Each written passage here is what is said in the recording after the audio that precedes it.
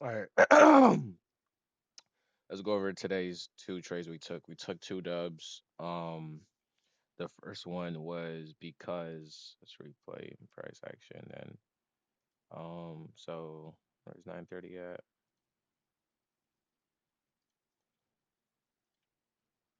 So 9:30 opens. We leave this 9:30 wick.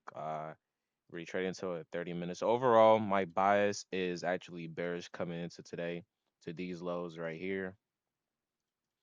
To these lows right here. So as you can see, we had bearish price action. We had bearish order flow. So coming into today, I did want to see us open higher, close low. So we did open higher, trade into a 30-minute fair value gap here. Um, I was looking for short opportunities to these recent lows. There's some LR and then there's sell side. So I was looking for some type of like good inverse, right? And as you can see, I'm pretty sure it was a 30-second in this leg you could have taken. I don't think I took that leg because we ended up edging these lows. I couldn't take anything because there wasn't any like entry with these candles. I didn't really like entering like in this.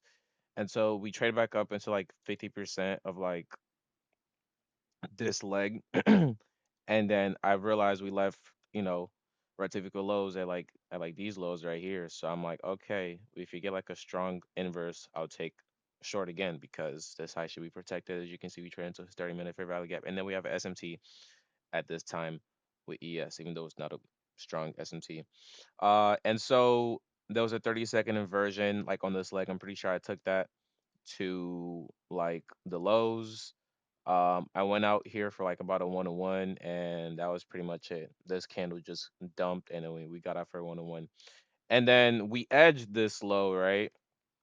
But I know we edged that low, but as you can see, we swept now this low, and then we had this V shape to now this 930 high.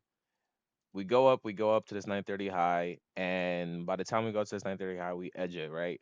But during that, after this liquidity sweep right here, we left a 5-minute rejection block. So the trade idea could still be to go to these highs or these highs or these highs, right?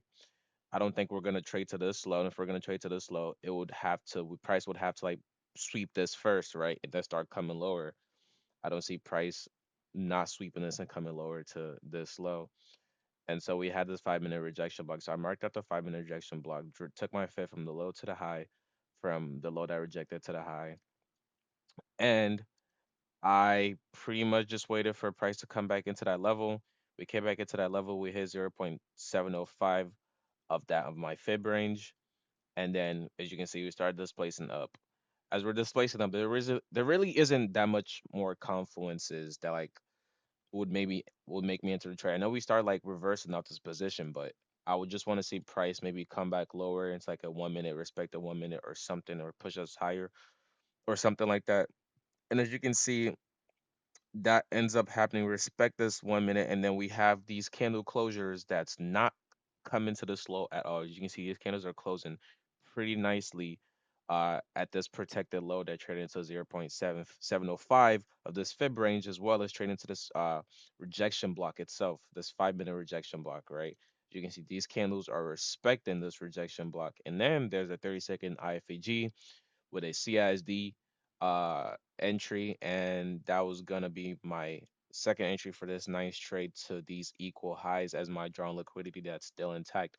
And this 5-minute rejection block is holding, and ES is now in a place to distribute. As you can see, it's holding a 5-minute of its own self, and it still has highs it could go take.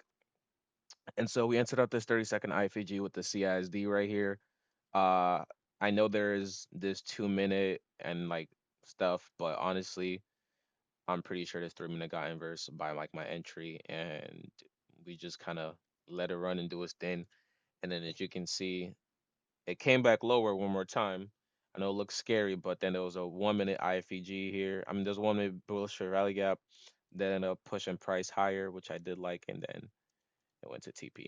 So pretty good trade, pretty good rejection block. Some could have said you could have entered here, but I like more confirmation with these. I want to pair it up with, the ICT stuff I trade. So this is pretty nice in my opinion.